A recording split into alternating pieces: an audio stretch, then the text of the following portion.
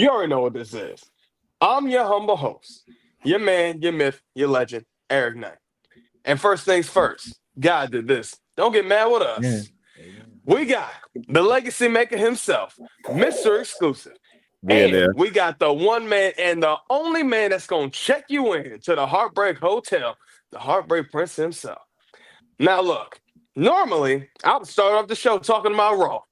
But this week, some things have just literally pissed me off so much that we really got to talk about some of the stuff that's been going on. And what's been going on this week? These releases. Ridiculous amount of releases. Yeah.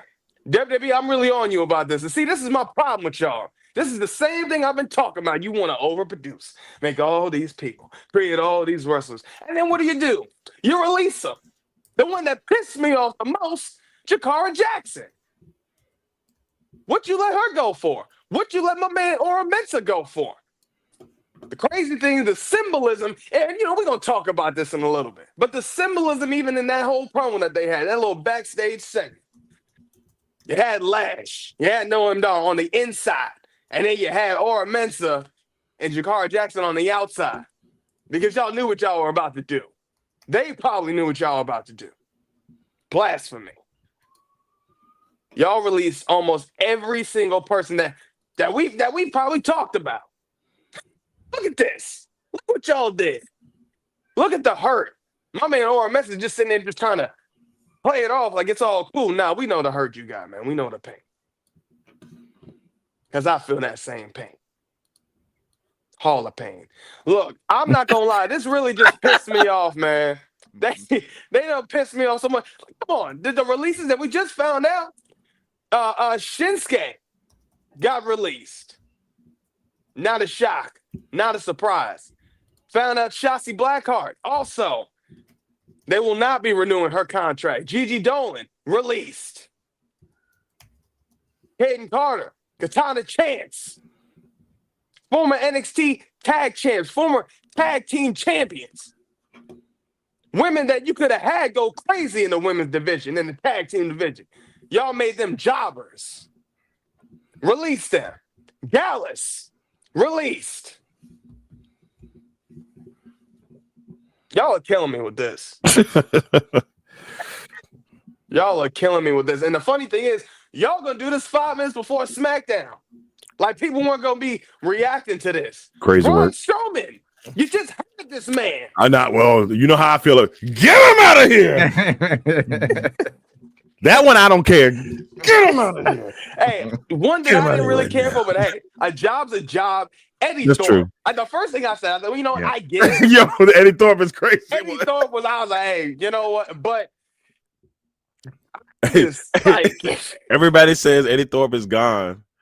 They say Eddie Thorpe is gone because of the hey Denise, good morning. Good What's morning. going on, Morning. Denise? Good morning. They said Eddie Thorpe Denise is Salcedo, hey, what's going on? Hey, hey, what's going on? That's crazy. Hey, what's going on? yeah, they said that they said my man is gone because of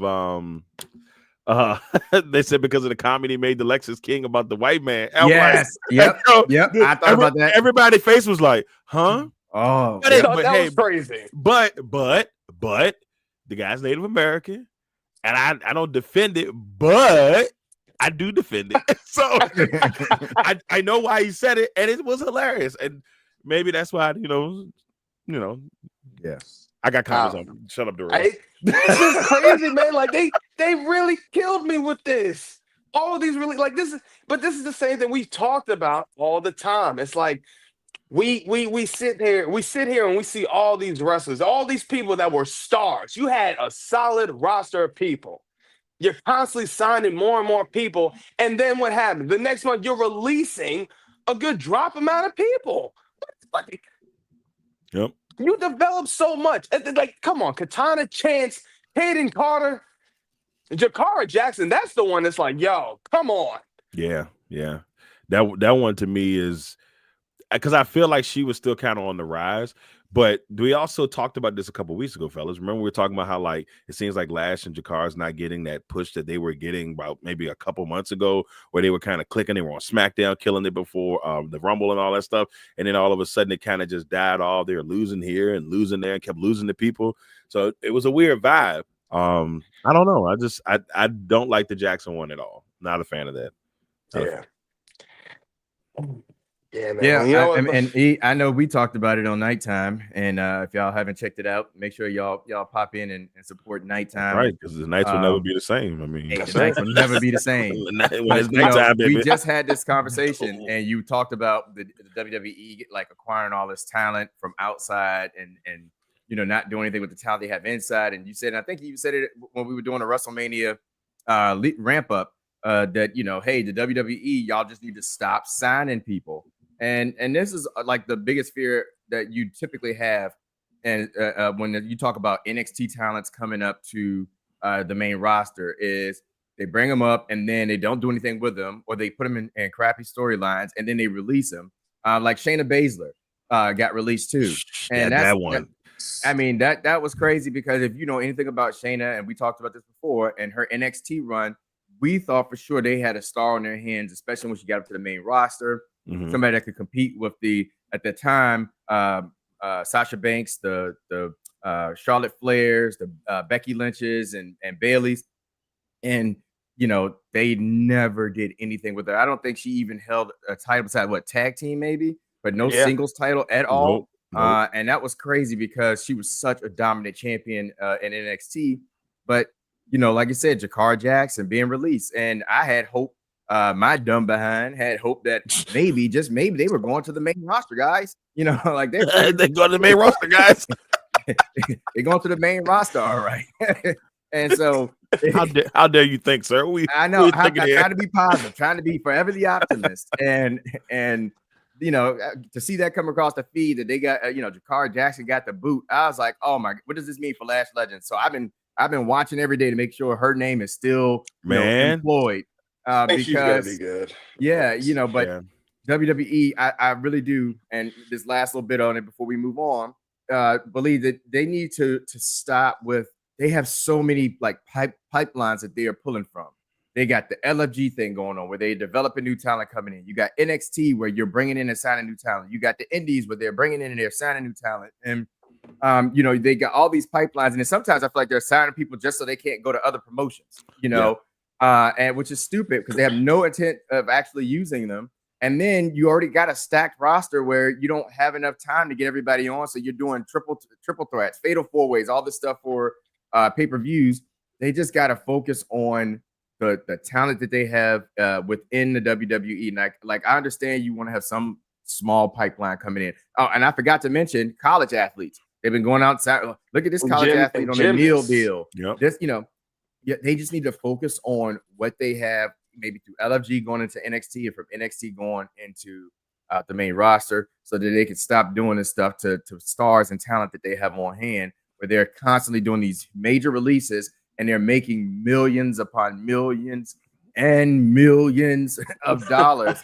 And he's like, so you had to release these people, but it is what it is. It's my soapbox. Yeah, but it's been happening for a while, y'all. It's yeah. I mean, that's been one of their biggest like problems / like it helps them, but it doesn't. Like it's like they just throw a whole bunch of people in there and see if anybody hits.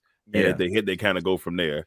And it does make you feel bad when you as a fan may see something special in someone that they don't see, and it's frustrating. But like I always say, we all saw what Shinsuke brought to the table when he first got there. Like that's the one that bothered. Shinsuke's my guy. Like when God rest his soul, when Bray went to with the Great Beyond, I like Shinsuke was my dude. Like he's always been like he was right there in my top 5 anyway. So like just seeing how they've used him, you give him another U.S. title run, you give him a sweet, new entrance. Yep. And it's just like, let's not use him. Yep. Give him the title, give it right back to LA Knight. There was no need for even him to lose the title. Yep. Just so you can make him a 2-time U.S. champion. Is that what the whole purpose was that for? Because that's what it feels like. Yeah. It's depressing. He'll be y'all leave Obafemi and Trick alone, man. Leave them alone. Please, guys. Don't bring them up to the main roster. Just leave them alone. Just leave them where. Let them say the big dogs in a small pond, if you will. I like that one. Just let them go to TNA and do some stuff with them at NXT. Because they doing stuff. But no, I don't want no parts of that. But let's go ahead and kick it off with the 2 hours and 30 minutes of fire on Monday Night Raw, baby. Yeah.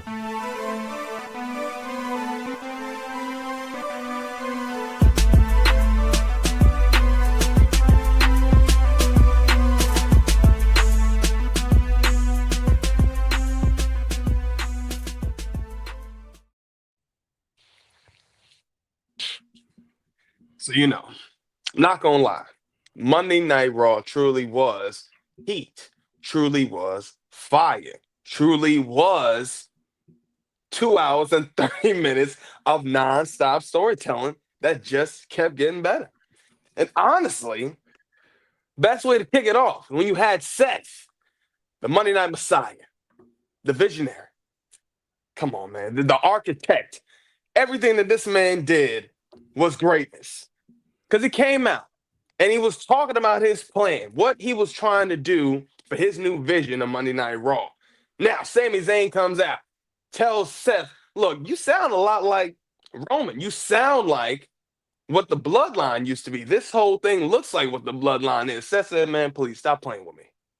This ain't what the bloodline is. This is completely different. Stop talking to like you know what this is. Tell Sami, you have an ultimatum. Gives him an ultimatum.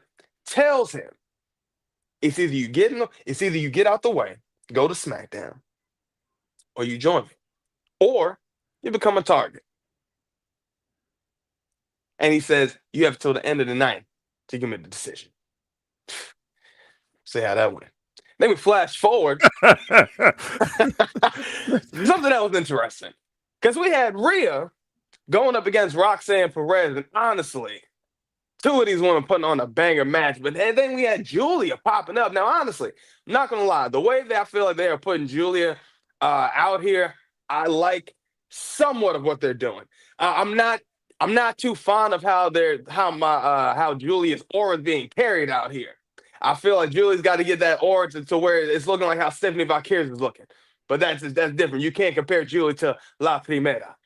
But then, we had an interference. So, of course, the match ends. The match ends in DQ. Julia interferes, goes crazy. Who else comes out? Good old Io Sky. Because after Roxanne and Julia is out here beating the hell out of Rhea, it wouldn't be anybody but good old Io Sky to help and save Rhea and take her to the moon.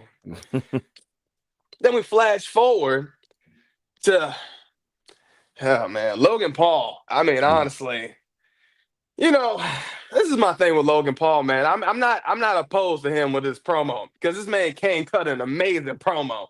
What I did like was how Jey Uso carried himself on here. Looked good, looked strong, looks really good with that belt on him. And honestly, I don't like the fact that this is Jay's first opponent, but of course, if this is going to be your first to knock it out the park, do that, Jay. Do us all a favor, yeet it up, and get the job done. Then we flash forward to the Judgment Day, losing to the War Raiders. Now, honestly, this was a good match. Good thing to see JD McDonough, make his great return, came back, looked strong, looked good, looked like he had no ring rust. This was a great match. But, of course, with the interference of Penta, that's how they got that dub. So then we flash forward to something that was a little bit more interesting, something that we talked about on Nighttime, and something that was really good because this woman finally speaks. And what I've been finally talking about for the last few months, we finally get to see my girl Lyra talk her ish to the man, Becky Lynch. Because honestly, Lyra showed that she ain't no kid. She ain't no punk. She ain't one of your little homies. No. She ain't doing that. Lyra says she ain't trying to be no Becky Lynch. She's not trying to be the man. She's Lyra Valkyria. And she looked good. So now she challenged Becky Lynch to a match at Backlash for the Intercontinental Women's Championship. But it looked good, man, because she kicked Becky in the face, looked strong, put the title up. Then out of nowhere, Becky runs out, comes back around. Sneak attacks Lyra. Becky looks strong, but you know what? I'm looking forward to see how this goes. And they need to keep cooking with this because Lyra's got the mic skills. Let her go because she can do it on the mic and in the ring. Let's see. Then we flash forward to something that was always Lord. great to see. La Primera. My Lord. Stephanie Valkyrie getting the dub over Ivy now. Now, honestly, this was a great match overall. It's not a shock when it comes to Stephanie Valkyrie. This is obviously just showing, I think, we're seeing multiple of these women from the NXT roster coming up to the main roster. Again, if it's certain ones that we know that are going to be getting that already have that aura, it's going to be Stephanie Valkyrie. I have no worries that this woman is going to thrive on the main roster. Although I still do kind of doubt for some of the others because of what we've seen with these releases, but we'll see what happens. Then we flash forward to Pat McAfee. Honestly, hey, this man cut a hell of a promo that night, man. I mean, honestly, this man had me. I mean, now I'm not gonna lie. To say that this man's gonna be good, but I'll be delusional to really say that. But honestly, hey, this man got me kind of believing that he could beat him. I love the promo that he cut. I love what he said. Michael Cole was with him. The crowd was behind him. Honestly, and that's what you want. This is a pure example of what you should be doing for promos. That man don't need a promo class. That man cut a class of a promo. Okay, whole different story for this man. Love what he did. Then we flash forward to the end of Monday Night Raw. Sammy declines, tells Seth, kiss it. Same way how Cody did to The Rock. Now, honestly, funny thing is Seth did the same thing, the hand symbol. Now, this is very important. This is why I keep saying I feel like Seth is the one that sold his soul. Now, of course, we need the final boss to pop up, but hey, the final boss ain't going to pop up unless there's ticket sales involved. So, that's this whole thing. So, Seth literally gives the same signal to Braun to finish off Sammy. Pause. Braun goes around, spears Sammy. His classic. This man goes, 25 miles per hour, 30 miles per hour. Goes around, spears Sammy, takes Sammy, throws him back in the ring. Seth tells Braun, there's reasons to this. He made his own bed. Puts him down. Hits him with another, hits him with a curb stomp. Now at the end, the last look is Seth, Braun, and Paul. And this is the finish, right here. Man. Now, you want to talk about aura, you want to talk about storyline, you want to talk about how good is this getting. I'm going to talk about this whole thing with Seth. Hey, man, you are cooking up with this. This is good. This is more than good. I love what Seth is doing with this. Honestly, I'm looking forward to seeing what is next with this. Now, the fact that we're only seeing Seth and Braun and just Paul, I'm okay with just the three of them right now. And I can't wait to see who else they bring later on because honestly, again, Seth, you've been cooking with this. I'm looking forward to see what's next with Sammy because I still think in some ways Sammy might be the one to join Seth. That's a big possibility. Yeah, he beat the hell out of Sammy. Yeah, he did all that, this, that, and the third. But Roman did that same thing to Jay. And what happened with Jay? Just saying. I'm not saying that's going to be that same thing, but it's a big possibility that we could be seeing some crumbs, some nuggets in that same way, in that same form. Because, Sammy was a former Bloodline member himself. And Paul did kind of throw that in, too. OG Bloodline. So, hey. But one big thing, I talked about on Nighttime was my girl, Lyra Valkyrie. I mean, she did good. I mean, I love the promo that she cut. She looked good. This is something that she finally needed. It's sad that it took Becky Lynch, the man, to get her to this type of promo to be cut because the girl could have been doing this. Y'all just ain't giving nobody to do it too. Also, somebody you could have had to do it too, and you released Dakota Kai. Shayna Baszler throwing that too. Throwing that too. But I enjoyed. Now it's just down to pure. Yeah. They got rid of the fusion and the collective. They just pure. That's it. That's pure. All we got left. Next. Pure. Run my love run. Yep. It's crazy. We just lost part of damage control. This is crazy. Like what? Anyway, I ain't because I really could go back into that, but Mr. Xclusive, what are your thoughts, man? What you think? Boy, oh boy. Look, It was a very good Raw. I will say that. Um, the storyline with Seth Rollins and Braun Breaker, Paul Heyman. Like you are, I feel very intrigued about what's going to happen next in this storyline. Everything is starting to go. Everybody's already trying to figure out who that fourth person is going to be. And when that person does appear, which I don't think it'll be right now, I think this is something they're going to milk for a little bit before they break in that next person. The Sami Zayn factor could be a very interesting route since Sami's never won the title. And I think this could be the road to where we see Sami Zayn finally win a world championship. I think that this may be his WrestleMania moment. Now, I think that what it is he's going to have this internal battle with them. It may not be every month, it may not drag like how CM Punk and Drew McIntyre and all that. But I think that this will be the beginnings of it, where every now and then throughout this year, he's going to try to put this, in this faction. And I think that leads to him at some point becoming world champion.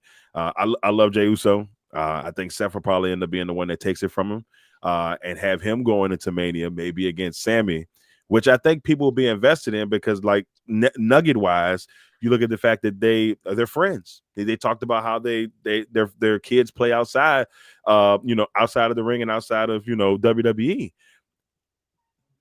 Sami did a really good job because there were moments during that promo at the beginning where I said, "This guy's Mick Foley." If you go back, close your eyes and just listen to Sami, the breathing. And I was sitting there like, is this Mick Foley right now? Like, we talking about like prime. Oh my God. Like that Mick Foley, he sounded just like Mick. And I was just like, that's crazy. Then he got the hair, he's got the beard. And I'm like, okay. Chad is hurt.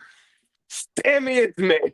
Right. And Sami could somewhat play that role, not the demented and crazy different ranges, but he could play that mode of a guy who's been a workhorse his entire career and then get to the point where he could be a champion, just like when Mick Foley shocked the world and won the title and people saw him as a legitimate world champion for his title reigns. I think he was like a 3-time champion overall, and people saw Mick Foley. I think world champion.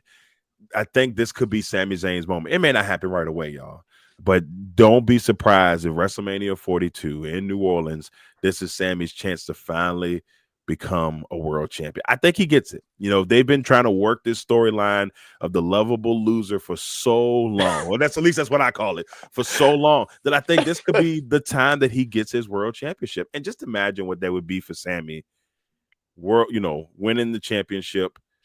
They may even do it at one of the PLEs they have in Canada, because I know that they have been talking about, I think either like SummerSlam or one of the big ones at some point being in Canada. So if that's happening and Sami's in the mix and that's something that we have to look out for. So very excited to see where they go with it. And whoever they just end up going with for the fourth member, I think they have to make sure they pick the right person. And right now, I don't know who that person is. The Austin Theories, the Carmella Hayes, I've heard all that. I just don't know who that person is yet. But I think when the time is right, we'll get that person. The only other thing that I really want to talk about would probably be the situation with the women's championship, the women's thing that they got going on with Stephanie and Julia. I kind of want to piggyback off of what you said. I'm a little worried though. I think some of what they're doing with Julia is cool, but Stephanie has brought this aura. So it's to another level right now in NXT. And Julia never got a chance to kind of like build hers. Like, I think at first everybody was like Julia, Stephanie. Then once things started rolling, it just jumped and Stephanie just leapfrogged her. So now I'm worried, and I don't want her to get lost in the sauce. And she's a great wrestler, but I feel like it's happening, and I don't want that to happen to her. Yeah. That's my concern right now with that. But I am intrigued. I think, like you said, Stephanie can on the main roster, she's gonna be a monster. So let's go ahead and prepare for that. And Pat McAfee, Gunther, I don't care about that. I don't want to see that match. Why is it happening? Unless they're trying to get Pat gone for a while, I don't care. Get it out of here. Get out of here right now. I don't want to watch that. Out of here. Go. Heartbreak Prince, what are your thoughts, man? What you think? Hey, give me. I'm all for Pat. So hey, look, I'm on the other side of that. I love Pat. Love the promo Pat cut, and I know like he's not gonna take Gunther or beat Gunther in this match unless there's some type of like outside interference. Maybe Michael Cole comes and helps him out or something crazy. But just seeing Pat McAfee in the ring, the man is amazing on the mic. It doesn't surprise me that he could cut the promo, the type of promo that he cut on Monday, because of the fact that this is what he does. He's a media mogul, and then he has the commentary. So we know that the man can go, and he just showed you, that he could do that on Monday Night Raw. But in the ring, it's another thing, and he's good in the ring as well. And that's another thing about it is the man's just an athlete. I think about his match with Adam Cole, baby, phenomenal, and could just go and. So I'm excited for him on that aspect, just to be able to see him wrestle, see him come out, the crowd take him in, his intro hits and all that type of stuff.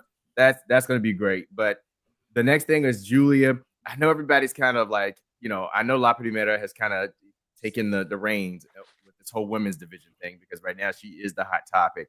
But for me, it's still the beautiful madness. I love Julia. I'm a sucker for intros and the way you look in an intro. And Julia, I just love her style. I love her music.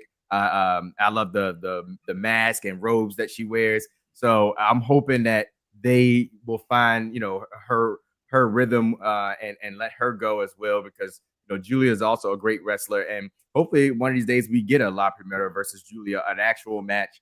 I know we had it on NXT, but a good rematch one-on-one with those ladies to go for the gold for that. And then lastly, to hop in with Seth Rollins. I mean, guy right now is cooking on all cylinders. We've talked about this on Nighttime. I'm very excited about the story they have, because, I need Triple H and the WWE to give me what I want. And what I want is El Generico, Sami Zayn, to have a title. Because he's exactly that. He's generic. He's a generic wrestler, right? He doesn't look flashy. He don't have the best like body shape. Like, he's not built like a Rock or anything of that nature. So, when you think champion, you start thinking of stuff like Randy Orton's, John Cena's, Rock's, Stone Cold's, Bret Hart's, people that look like world champion type things. But give me El Generico. Give me the everyday looking guy that can go out here and just deliver in matches, and Kevin Owens is another one that's kind of an outsider of that. He's not your typical looking wrestler, but the man can go. So hey, El Generico, I need you to take down the visionary. I need you to overcome the revolutionary, and I need you to outwit, outsmart, outlast the architect and take home the gold at least once, because he deserves it, man. He's been in the WWE for a minute, and he has yet to carry the heavyweight championship. And he's such a good wrestler, such a good performer. And I thought after the match he had with Roman Reigns a while back that the WWE might view him in that world title card, because he delivered in that match. That was such a good match between him and Roman. And then it just never developed again. So maybe this is it. Maybe this is that time where, what's his name? Triple H. Thank you. Pulls the curtains back again. I can't think of my boy name. Pulls the curtains back again, and then he like he did with Jey Uso. He said, "Hey, look, kid, I'm gonna send you up into the atmosphere, rocket you up into the atmosphere. Do the same for Sam." And I think it can be done. So I'm excited about where this story is going and can go. And so yeah, I'm all for it. So WWE Raw was cooking, and so I enjoyed it. Yeah, if they do this one right, that's why I feel this could be it. Like, it may take some time, and it may be a long, drawn out little bit of a story, but that's cool. But if it all capitalized with Sammy winning at WrestleMania, those people are gonna go crazy, man. Like, Sammy's the lovable loser, and the lovable loser wins the championship. It's gonna be perfect. Yeah. And then one last thing I can't forget to touch on is Lyra. I mean, the fact that we haven't heard her speak in weeks, and then we finally hear her speak. She cuts a promo. It's against Becky Lynch, and she delivers. I mean, this was better than, no offense to him, but this is better than Tiffy Time and Charlotte. So, Yeah, Like, I was just so happy for her to see that she could step up in this moment and match the intensity of the Mon. And so, yeah, it was great. And I'm hoping this is the thing that kind of starts to change the opinion or the view of Lyra Valkyria, because of the fact that we just hadn't seen her in any type of storyline since she's had the Intercontinental Championship. And so maybe this is it for her, and this is a great way to do it. So that's another good type of story that they're starting to develop there, and I'm interested to see where it goes. Yeah, I love why Lyra said, "Shut the hell up, Becky." I said, Yeah. "Whoa." Yeah. Yeah, she did good. But Yeah. I just wanted to touch back what you guys were talking about with Sammy in that Roman match, because they had, when they was on that road to WrestleMania, they had a show out here in Greenville when Sammy had came and attacked Roman through the hoodie. That crowd popped. That stadium in there, they went crazy. And I was like, oh no, I was like, he could do this. If this was like a Mania, yeah, he could do it. So yeah, I definitely agree. I think he's got it. I think he definitely does deserve it. I mean, the man had the NXT champion and really had it. I mean, even that storyline with him and Kevin Owens was cooking at that time. So I think, they can definitely do a lot with Sammy. So he's definitely got that potential to really tell stories, because I think he's been doing that for the last couple of years. So yeah, give Sammy that title, man. He deserves it, man. But we talked about some of the great things with Monday Night Raw. Now it's time to talk about Shawn Michaels constantly cooking it up with NXT, baby. NXT.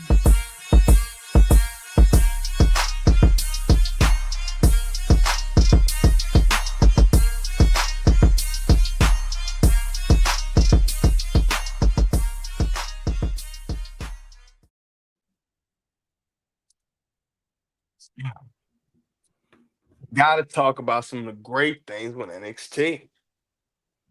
One thing I definitely got to say, Shawn, you had a couple of seasons missing, and I told you about that on Nighttime. But you're still hooked up. So, Shawn, I'm going to continue to give you the chef's hat, because you did your thing this week. So, because the best thing, one of my favorite parts, and we started off, because if you say his name, he's going to appear. Because that man, Joe Hendry, came through and started off NXT. He came out. I mean, this was good stuff. Came out, called out Trick Willie Wonka. Told Trick, look, I'm not tired of it, because Trick came in and already had attacked Joe Hendry at Rebellion. So he's looking for Trick. Told Trick, man, come on, stop playing, come out here. And what happens? Who comes out? Not Trick. Dark State. This is who we get. So now Dark State comes out. They attack Joe Hendry, beat the hell out of Joe Hendry. I mean, just to the point where this man just cannot do anything else. To the point where, I mean, they're looking strong. Dark State is looking good. Joe Hendry's on the ground. I mean, and then that's what happens. But, we'll see what happens with that. And we flash forward to the championship match. Ricky Saints beating Lexis King. Now, this was a really great match, and honestly, I don't know what to say with Lexis King, because my man done lost the Heritage Cup, and then you just lost this title match. I'm very concerned for my man Lexis King. I mean, granted, it's 2 L's. Shouldn't be that concerned, but these are two title opportunities that you lost. After this, man, I don't know what to say about this. But something that was interesting. Something that has story. Something that was really good was Stacks. Stacks talking to Tony D. Telling Tony that you're not the Don no more. Telling Tony that everything that you thought you had is now falling apart. Everybody that you have is leaving. They're losing. Everybody's just gone. And you don't even know who to trust. And he told Tony D that. And what happened? Security. Some of his own security. Now his family right there. Now they good. But it was the other security that came. Trying to come and attack. Trying to get the Don. But the Don does what the Don always do. Handles business. Gets it done. Because that's what the Don is always doing. Huh? So then after that, Tony D tells Stacks, I'll be looking for you next week. I can't wait to see what Tony D's about to do with that. Then we flash forward to something that was, of course, very upsetting, something that pissed us all off, something where you even heard the crowd. The crowd was booing. The crowd was yelling. I almost heard this same reaction like they seen the Shield break up. Like they watched Seth about to hit Roman with the chair. I heard those kind of cries because they knew what was happening. Man, go ahead to the next one. I'm done with this. Then we flash forward to a great soul snatcher. One and only. Soul Ruka getting the dub on Carmen Petrovic. I mean, honestly, we're going to have to start getting these replays of this because this is just greatness. Getting the dub on Carmen Petrovic. Carmen literally kicks my man Adonis to the curb. We knew that was happening sooner or later, but Soul looks good. She comes out there with Zarya. Get Zarya out of there. I'm sick of this. Let Soul do what Soul does. Then we flash forward to something that was an emergence. Something that became new. Something that became almost like a new debut, like a return. Because this is no longer, good old Trick Williams. This ain't even Trick Willy Wonka. Nah. This right here is Hollywood Trick. Hollywood, stop playing with him. Look, Trick talking about a lot of stuff now. Talking about how he did what he did to Joe Hendry on Rebellion. Talks about how he's on the season finale on the show that's on the CW. Saying that he's on the big screen. He said Trick, I almost called him Trick Willy Wonka. Hollywood Trick said he's almost bigger than NXT. Hold on now. You sure about that? Trick was for real. Trick wasn't playing, but who comes out? Ava. Ava comes out, tells Trick, okay, so you think you're so big? Well, guess what? Pause. Guess what? This is about to be a 25-man battle royal. Whoever wins this faces Obafemi at Battleground. Let's see what happens with that. And you know who else was in that? The young OG. Then, speaking of Obafemi, the ruler. Ooh, you know what it is. The Taker tells Oba, look, I know this is your yard, but I got some guys in LFG that are ready to take over. Man, please stop playing Takers. You think any of these dudes really gonna be anything against the ruler? Stop playing. That's why he says he's looking forward to the challenge. Undertaker might be nipping. Man, please, man. Undertaker, no. Oba can take every single one of these dudes out right here. Especially my man with the chains on his neck. I don't know what he think he was doing. Stop playing with it. Then we flash forward to Hank and Tank beating Josh Briggs and Inamura. Honestly, great match. Great title defense. Honestly, and I said this on Nighttime. We talked about this on Nighttime. These guys right here, I think they're going to have this title all the way to Stand and Deliver in New Orleans.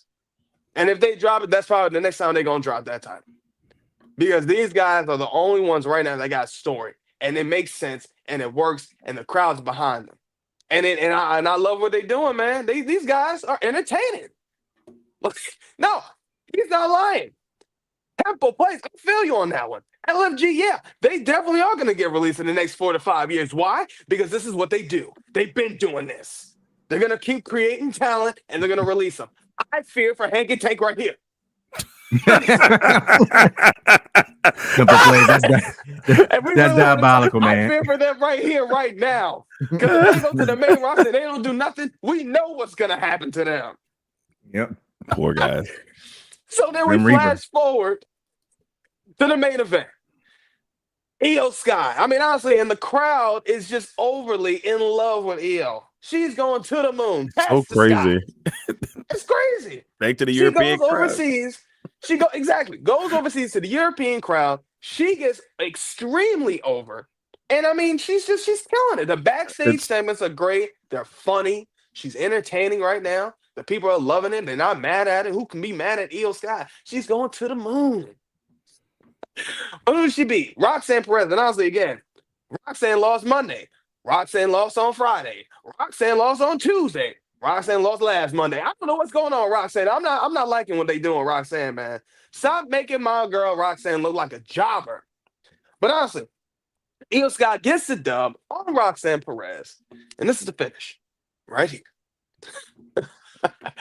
I like what they said there. That was good. We coming Now, for you. we're coming for you. We coming Now, for you. to be honest, I really enjoyed NXT. I had very I would say slim to none to no problems. Of course, my one biggest problem, of course, metaphor. Not talking about no more. I'm done with I'm that done. whole thing. I'm upset.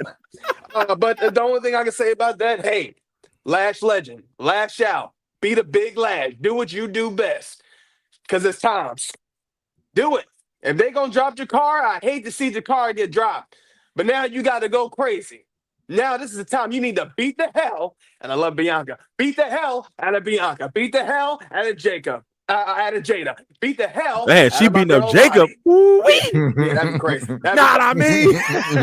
Yeah, that'd be crazy. Hey, she did slam Otis, so anything is possible, right? Anything's possible. Lash, you got to go crazy. Beat the hell out of Lonnie. Beat the hell out of Jada Parker. Beat the hell out of anybody that comes in your way. Get a title. Go crazy. Show them why you the big Lash. Show them why. Big You Lash. Okay. Big Lash. Okay. Weird is taking the releases as if it was effective. Now, you know what? Yeah, it's true. It does. In some ways, it does affect our way of life. Some people it does. And for some people it does. Because honestly, it does suck to see some people get released, man. It does. Because you take that investment with some of these wrestlers, man. You take that time. Some of these people, some of these wrestlers you watch develop and get better over the years, especially Jakara Jackson. For real, honestly, Jakara Jackson, that one is still like crazy because that girl really did improve and get better in that ring, man. I mean, doing the spots that she was doing wasn't looking bad. So we'll see. Well, I want to say with Temple players, I'll give you this. Matt Cardona said something. He posted about, he posted something about this. Yeah. And so, yes, it does give these wrestlers a chance to shine in other places and, go to these other places and do what you need to do. And then, hey, if you do great, you could be a Cody. You could maybe eventually be a Matt Cardona because we know he's going to come back to WWE at some point. It's going to happen at some point before Chelsea or whatever release or whatever they end up doing. We don't want that to happen now. But that will happen at some point. But they have a chance to go out here and really do something big and remake a name for themselves and make WWE bring you back. And I think that's the challenge for a lot of these young talents out there. WWE gave them the tools to kind of get where they need to be. Now it's up to them to go out there and try to, brand themselves to another level. So it's going to be interesting to see. Yeah, that's my take on people. Hey, look, man, Temple plays. I feel you, brother. But there's a few of them. It's like when you love somebody, like if you love a wrestler, you care about a wrestler, and you hate to see him get a release because you wanted to do so well. So no, I feel you, brother. I feel you. But it's just one of those things where it's like it's hard when you really like someone. Like I'm a big Shinsuke guy. All right, I'm a big Shinsuke guy. Still upset the way he was used the last couple of months, but hey. It is what it is, He's gonna go and shine in New Japan, or he's gonna go wherever he go. He's gonna be what is gonna be great, like Shinsuke's always been. So we'll see. Yeah, man. Heartbreak Prince, what are your thoughts, man? What you think? Yeah, I mean, overall NXT again, very good show. It's not really too many gripes I have about it. The highlight of the night for me, of course, is the Don and Stacks. I really love this storyline they have going right here between the two of them. Stacks, kind of trying to step out on his own, but he's challenging the boss, the Don himself. So it's an exciting thing because it's like, all right, well, where is this going to go? What is going to happen with Stacks? What is going to happen with the Don? Will they be able to fix this relationship, or is it going to be forever departed? And so it's going to be, it's something that's keeping me invested. Or each week I'm looking forward to seeing what they're going to do next with Tony D and the family, and it's good. It's really good. It's a really good thing to have Tony D, and especially since he's not carrying any of the main titles right now, with him losing the North American Championship, and he's not in the NXT Championship picture right now. So to give him a great storyline and not instead of keeping him in the back or in catering and all that kind of stuff, saying we got nothing for you, they got a great story going here with them. And then of course Trick being Trick. Hollywood Trick is just hilarious. Because of the fact that Trick he's been crashing out for the last few weeks. And we've been trying to figure out where is he going with this? What are they going to do with Trick and all this kind of stuff? And then he goes off, he does a show, and he comes out, and the crowd chants Hollywood Trick. And as I said on nighttime, Hollywood Trick is born. And I hope they take they run with it a little bit and start going down that path of having a Hollywood Trick, and just letting him do his thing. I still don't think he's worthy of taking down the ruler. But it's still good to see Trick actually cutting a good promo and kind of really just being in the moment and letting the fans have their voice and like taking it in with the Hollywood Trick thing. That was great as well. And then of course with the women, NXT, that's the one thing that they have going strong is their women's division is just it's immaculate. It's amazing. They just it's just A1 when you talk about NXT roster, Raw, SmackDown when it comes to the women's division. And you're seeing that with these women going into making appearances on the Raws and the SmackDowns and just how good and the talent that they have there. So, but overall, great. And last but not least, we got a Joe Hendry sighting. So that already takes it over the top. That already takes it over the top. So yeah, great run. Great NXT show. Yeah. I liked the NXT. I thought it was a good show. Overall, it wasn't probably one of their premier shows, but it definitely was a solid show. And I think when you're in between and you're trying to get to the next pay-per-view or whatever, you want to have at least solid shows leading up to it. I thought it was decent. I love the work from Trick right now. When him going over to TNA, he got a big pop when they thought he was coming out initially, and so Joe Hendry comes in the ring. He's like, "I'm tired of you, Trick. Come, I can't do a good Irish voice, Scottish voice, but he's like, Trick, I want you out there right now." And then and Trick, you hit dun, dun, dun, dun, dun, and then so the music hits, and the TNA crowd is whoop that. So they're in it, right? And then my man pulled up via satellite. Hey, yo, what's up, man? He started talking, and I'm like, okay. So for the first time in a while, I know we always talked about, we said, man, Trick, you're a little iffy on the mic. It's gotten better. I can see the improvement, and especially this the last couple of weeks, I feel like the improvement is a lot better. Come on, bro. Because what it was, like it just felt like he was whining a lot.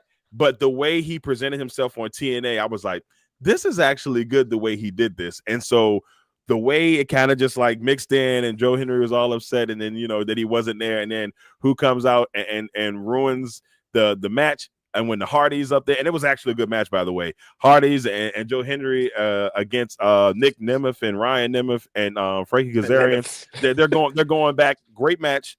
And then you see Trick come out there. He flips Joe Hendry, and he's just sitting back, leaning, talking to the fans like they've been like, "Yeah, what's up, man? How you doing?" There's a guy that has a Trick's a crybaby sign right behind him, and I'm like, the heat is there for him. So I love that. And I love the way his interaction with TNA so far has been. It's just been a really good run on that end. I have one other thing, and that I want to talk about, and that was the Roxanne Perez situation, because she obviously was on a nice little streak when she was NXT champion. She's put on some really good matches in these losses. So I do want to say that she's put on some really good matches in these losses. I don't want her to get lost in the sauce. I don't think she will, but she would make a great Intercontinental or, U.S. champion whenever that decides to happen. And as much as I love Zelina Vega, and I know I'm jumping ahead here, she might be the person that is going to be right to take that title when the time is right. I just don't think the crowd is behind Vega right now. And I hate to see, like, she comes out to the ring and it's just like that. She's all excited. No one's saying anything. She gets right before they say her name, she gets a little baby cheer. But I hate the fact that no one's excited for it. For me personally, I wanted her, that opportunity would have been great after the Puerto Rico show. Would have been amazing for her because she had the energy. Once again, an international crowd that could have taken it to another height, because we've seen that with Io, and it would have been nice to have her, have that moment, but we'll see. And so, yeah, I'm very excited. I think Io was able to capitalize off of it beautifully, And it would have been nice to see Vega capitalize off of it, but unfortunately, that's not the case. But I don't want to see Roxanne get lost in the sauce. That's my biggest thing. Yeah. Yep. Yeah, man, because that's not somebody you want to have lost in the sauce. That girl puts out classics. Again, because y'all released her best friend, Cora Jade. So, don't do Roxanne the same way. Because, of course, Cora dedicated her life to y'all. Crazy. That one was wild. But, we talked about some of the great things with NXT. Now it's time to talk about, some of the best things at the end of the week with Friday Night SmackDown, baby.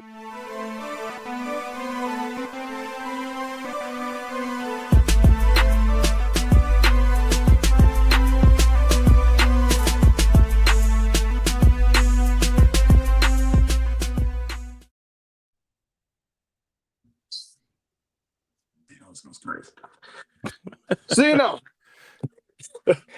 SmackDown, I think, had a lot of interesting points. Of course, there's a couple things we got to talk about when it comes to SmackDown. Of course, I can talk about the big blood, the man with the magic boot, Jacob Fatu, Simone Werewolf. I could talk about the woman that proceeds with caution.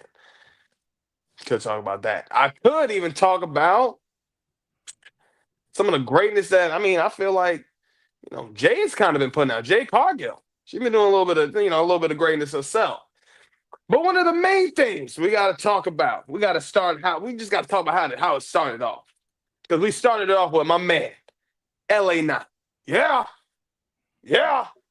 Talking his ish, saying that he's really just, he's ready to get this U.S. title back. Damian Priest comes out, says that it's LA Knight's fault, says it's his fault that he lost at Mania. LA Knight says, well, if it wasn't for you getting in the middle of my match last week, we wouldn't be having this conversation. So, of course, now these men have they have a match together. Now they're going up against each other. What happens? Who comes through? Solo. Solo's out here, and he comes out, and he literally interrupts the whole thing, throws Damian Priest into the steel cage. And who else comes out? Oh, you know who it is. Hell, you know what it is. Hell. The man with the magic boot, the Samoan werewolf, the big blood himself, Jacob Fatu goes crazy and literally just comes and just decimates everybody. Throwing Damian Priest, throwing LA Knight, throwing crazy. And my man's looking strong. Solo out here supporting Jacob as he should be. But then later on, we find out that becomes a fatal four-way match at Backlash. And honestly, what did Jacob Fatu say? Line them all up. Because he's all gas, no brakes with it. And the crowd even went behind him and said it to him and followed up. Gotta love what this man is doing. Then we flash forward to Fraxia beating Pretty Deadly. Now, of course, this was the classic great tag team match. Who do I fear for? Pretty Deadly. Because you know why? I don't want to see them on that release list. Because the way they've been booking these boys, I'm scared for them. But that being said, Fraxium looked extremely strong. They looked great. They looked incredible. These men need to be on Raw because Raw needs it for their tag team division. They're lacking. At this point, don't want to overproduce or oversaturate SmackDown. SmackDown's already got enough tag teams as it is. Let's get some better tag teams on Raw. Then we flash forward to Jade and Tiffy Tom. They came out talking. And it was just Naomi coming out. Oh, shit. Honestly, I ain't gonna lie. This Naomi out here looks crazy. This Naomi right here has lost it. This Naomi right here has completely just lost her mind. And I ain't gonna lie. You really do have to proceed with caution because your life will be in shambles. Because the way this woman is cutting these promos, man, I'm loving this. And she literally comes out there, talks her ish to Jade, to Tiffy, and tells them that it's about to be a wrap for her to get that title. She's up next. And of course, Nia Jax comes out. That becomes a tag team match that we see later on, and we're gonna talk about that in a minute. Then we flash forward to Aleister Black beating The Miz. And honestly, it was a nice little stare down between Carmelo Hayes and Aleister Black. So we could be seeing a possible match with that. Love to see a title match possibly, but we'll see. Hopefully it's not a one and done, and hopefully it's not one of those stop and starts that y'all love to hit us with. Then we flash forward to Selena Vega beating Piper. Never. Now, honestly, I ain't gonna lie, man. This was a good match. This was a good match. I think I don't ever put nothing past when it comes to Zelina Vega, but I'll tell you this: when it comes to Piper, this girl is really just entertaining. I love to see the work that Piper does, whether it's just her backstage on the mic or even when she was just doing the slammies. And I don't know if anybody's seen that, but just the people, she was so entertaining, man. I love to see Piper work. So it was great to see. But of course, getting a good dub for Zelina makes her look good. But we can't keep doing this to the Secret Harvest. Then we flash forward to Randy, the Viper, the Predator, the Apex Predator, the Legend Killer himself, tells Cena that he's going to regret everything he said to him last week. He told him that his family's going to be watching.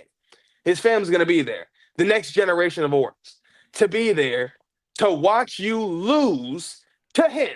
For him, Randy Orton, to get his 15th champion and to continue the legacy of what Randy Orton's continuing to try to do. The legacy, that wordplay was crazy to me. Randy was talking his ish, man. Then we flash forward to my favorite Ray, Ray Phoenix. Ray Phoenix beating Santos Escobar. And honestly, that led up to of course, Andrade's trying to pull Humberto and Garza. And that was a whole situation that turned into something that could possibly be something that they're doing. But we don't know what they got. I don't know. I have no idea. Overall, of course, Ray Phoenix gives us a classic match, as he always does, because that's what Ray Phoenix has been doing. Stop playing with that man. That man kicks with precision. That man kicks precise. Let's get it. Then we flash forward to the main event, to the tag team match with Naomi and Nia Jax losing to Tiffany Stratton and Jade Cargill. Now, honestly, this was a good match. Jade looked strong in this. But what happened after this? Naomi comes and attacks, beats the hell out of Jade Cargill, beats the hell out of Tiffy Time. Nia Jax is just in the corner. And Naomi, at the end, is just looking strong. But after that one, even after the match, Jade, this was a nice little sight, because I almost forgot about this for a second. This was a beautiful sight. I'm not going to lie. Seeing Jade with that title, I said, oh, okay, I can see this. I like this. Okay. Tiffany's like, can I get my title? Absolutely not. Can I get my title? Not happening when it comes to this. You're not getting that title back. Why? Because Naomi is coming for that title. Naomi is going crazy. Naomi is the one that's looking strong. And honestly, I loved how this looked, because this was the finish right here. Man. This was something that I thought to myself, maybe I really do need to proceed with caution. Okay? Because Naomi, hey, you killing it, girl. Keep doing what you're doing. Honestly, Naomi with the title, hand it to her. Because I think she's got to cook with this. This is going to be something that's going to be a whole momentum kind of thing that they need to do. Whether if Tiffany loses to Jade, now I'm not saying Jade needs to take that title, because I think that might be a little way too early to give to Jade Cargill. But if you take that title for Tiffany and give that to Naomi, I think that could be more than promising, sir. Because this could be something that could be really good. Hey, look, I'm with it.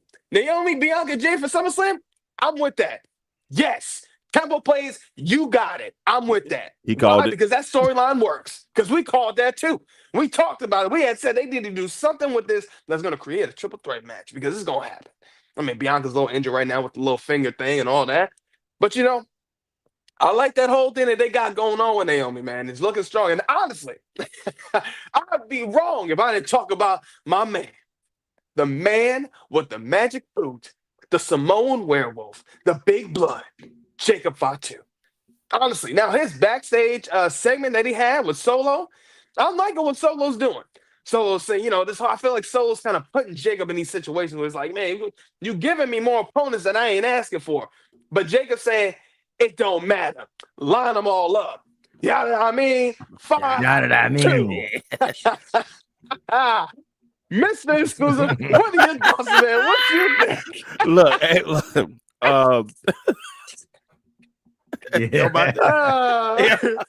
Now I gotta say, I love the idea of having this a night one match at SummerSlam between Naomi, Jade, and Naomi, Jade, and Bianca. My thing about this is that when we talked about it a couple weeks ago, you know, the storyline was the most like newer but more developed storyline heading into Mania season, because they had pretty much developed this, you know, ever since, you know, Jay got hit in the car. They had a couple of months in it. It made the most sense to have them involved at Mania. And yes, they did a splitsy on it, you know, and had Jade and Naomi go at it. Cool, that's fine and dandy. But where does Bianca hold all in this? We haven't seen Bianca since WrestleMania, if I'm not mistaken. Yeah, since the Raw, we haven't seen her. So now it's kind of like, you know, maybe she's getting some rest. I don't know what they're going with that. But when they do bring her back, she has to be involved in this. Like, it's really important for us to get I guess you could say a finish to this storyline if they're gonna, you know, have it. I would love to see Naomi win this belt, because Naomi's killing it right now, promo wise, and then on top of that, she is killing it on Twitter and Instagram.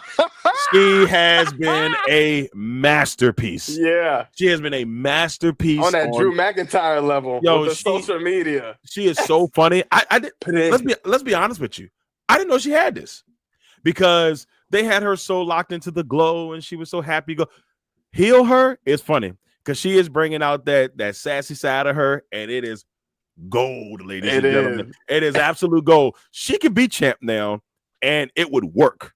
You know, if they had done this when she was Glow Naomi, I'm like, I don't think it's going to work. She was Glow Naomi. She won the title. Didn't have the same feel. This one's different, because she can talk on the mic.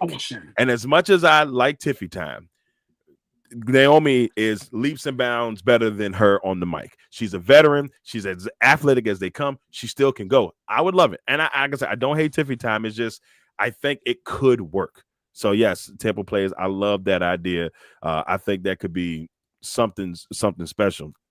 I want to give some love to Pretty Deadly, because I feel a little bad for them.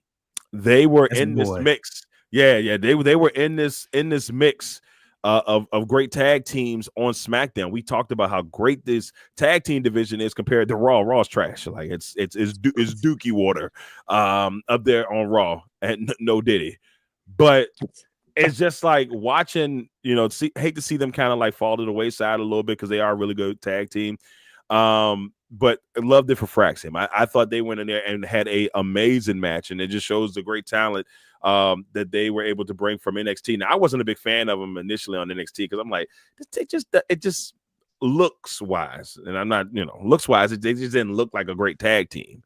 You know, I didn't like the name. I was just like, okay, whatever. But in the ring, nasty. Absolutely nasty in the ring. They do an amazing job. So I hope that the draft, whenever they do it, and I'm starting to hear that they may not do the draft until close to SummerSlam, because they have too many big shows happening, like back to back. You know, I think they have to go like they got, you know, Evolution. So they got to find a time in to mix the storylines and kind of make it happen. You know, El Grande, Briticana. There it is. I love it. So I'm interested. I'm just kind of interested to see how that end up playing out. But they've got to figure out some things there. Randy Orton, Cena. I know I said a little bit about this last week. I want to be excited for this match, because we've seen so much greatness from Cena and Orton, but I just don't like the way Cena looks in the ring right now. And I am worried that Randy's going to have to carry him. Like, that's just how I feel. Randy's going to have to carry him throughout this match. And I would love to see Randy win the belt. In St. Louis, it's going to be crazy, but we know how hometown people are in there when they got a title match. Sasha Banks can attest to this. Or Mercedes Moné, but when you have that hometown matchup, Sammy can attest to it. Things don't go well in the hometown winning the belt. I mean, it happens from time to time. Very rare. But it's very rare. So yes, the fans are going to be pumped. And so it's going to make it that much more sweeter. Drew McIntyre. Yes, Drew McIntyre. It's going to make it that much more sweeter for Cena fans or John Cena. It's gonna make it that much more sweeter for John Cena when he somehow sneaks this victory over Randy Orton. And so I hate that because I really think Randy would be amazing, absolutely amazing. Speaking of Jacob Fatu to form a new group with the returning Bronson Reed and Jeff that could be dangerous. That could be really dangerous. Extremely dangerous. Look, Jacob Fatu has already brought so much swag to the U.S. title. Now, the last couple of U.S. champions have been really solid U.S. champions. So I don't want to even Logan Paul, they had really good runs with the U.S. championship. The last couple they may have been shorter runs, but they've been really good, good wrestlers. They've been put on some pretty solid matches. Fatu right now is just a different animal. I can't wait to see this fatal 4-way. At Backlash. That's probably gonna be the one match that let's get it. So I'm excited about that. But overall, love SmackDown. I am intrigued to see how it all kind of unfolds, but it was a solid SmackDown for me. Yeah, man. Yeah, and I think y'all touched on mostly everything, so I don't have to beat a dead horse here. I just want to say that when it comes to my highlight is the situation with Naomi, Jade Cargill, and of course Bianca Belair if she comes back into the picture. But I also like seeing Nia Jax in this, and I'm hoping that Nia Jax and Naomi become a thing. Because I kind of like the dynamic of them two together. Only thing I want to say about this specifically though is I feel like for the Money in the Bank, I feel like Naomi has to win it. And she has to win it, and she has to be going around with that Money in the Bank for a minute to be able to cash it. Because at some point, it's looking like Jade is going to get the title, and it's going to be it'll be a great story, to have Jade with the title, maybe Naomi lurking to cash in and get her get back or whatever you want to say. You imagine that Money in the Bank with a caution tape around it? Let's go. Hey, look with that. Proceed with caution. They need to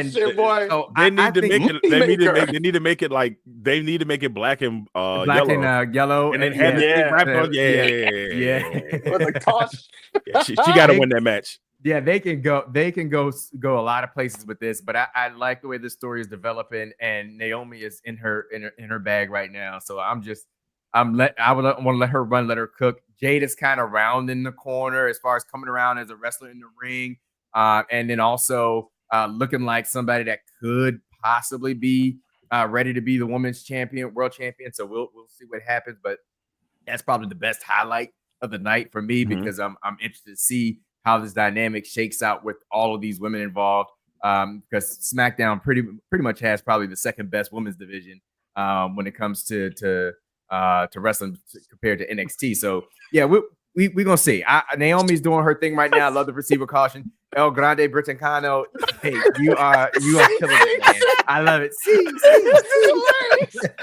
Hey, this is hilarious, man. I love it. Oh my god. Look at the match though. Look at the match. I know. It's great. This whole thing is great. El Grande Brittancano. I love it. Oh my god. But yeah, that's hilarious. That gimmick, that whole thing is hilarious. But yeah, really that's my thing with SmackDown. So yeah, let's go, Naomi. Let's go. Yeah, definitely. I think, I agree with you guys 100%. We need to get Naomi that title. I think I'm with you on that Money in the Bank though, because I ain't really thinking about it. I was like, oh yeah, if she gets that Money in the Bank, I can see that. That would be the one that caused it to go like crazy. Yeah. I've always felt that with the Money in the Bank, you have to have someone that can talk well. Yeah. So because if you wanted to be a quick Money in the Bank, you give it to somebody that doesn't talk well.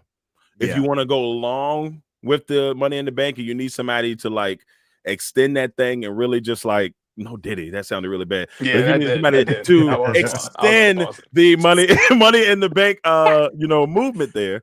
You have to have somebody who can talk. Naomi, the way she's proven right now, she could hold that Money in the Bank for as long as they need to, and just really just torment people over the next couple of months. So I am intrigued to see where they go with that. Very intrigued. Yeah, and anytime El Grande, gracias, bruv, gracias. But yeah, and I love the idea of Naomi running around for a while, telling everybody to proceed with caution while holding the Money in the Bank. I think that's just gold. Like, hey, whoever got the title, you proceed with caution. Every time you hear the music, you just see her out with the just going crazy, start laughing. Yeah, hey, that laugh has been crazy. Yeah, she's killing it. She really is, man. Oh man, but we talked about some of the great things with Monday Night Raw. With the visionary, the Monday Night Messiah, the good old lovable loser. The good old lovable El Generico. El Generico. And we had to talk about NXT, with Hollywood Trick, Hanging Tank, and Io Sky going to the moon. Yeah. That's my girl, man. I love Io. I'm so happy. Going crazy. Yeah. And we had to talk about SmackDown, the man with the magic boot, the big blood. The yada that means. And of course, proceeding with caution with Naomi. Hey, make sure you guys follow all of our social medias. Facebook, we on that. Instagram, we on that. We on that. TikTok, we on that. Man, look, please make sure y'all keep dropping some stuff and giving us some love. We're going to keep giving y'all content the exclusive way. That's just what we do, baby. So, as always, we are the Exclusive Knights, and we always make sure that your nights are always just well in stored. Because I'm your humble host, your man, your myth, your legend, Eric Knight. We had the legacy maker himself, Mr. Exclusive, and the one man and the only man that can check you in to the Heartbreak Hotel. Gracias. Because we are the Exclusive Knights, because we always ensure that we are the best there is, the best there was, and the best that ever will be. And to always ensure that your nights will never be the same. Let's get it. You know why? Because that's great. See. He didn't pass away.